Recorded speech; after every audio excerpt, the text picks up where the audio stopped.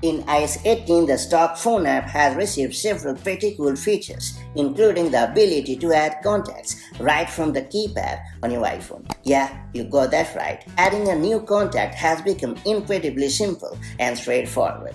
That said, let me show you how it's done the quick way.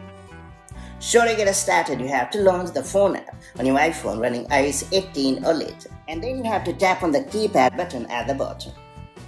After that, you have to enter a new number, and then you have to tap on the new button in the top left corner of the screen. And finally, you have to choose create new contact or add to existing contact option as needed, and you are good to go. So that's how you can quickly add contacts right from the keypad on your iPhone running iOS 18 or later.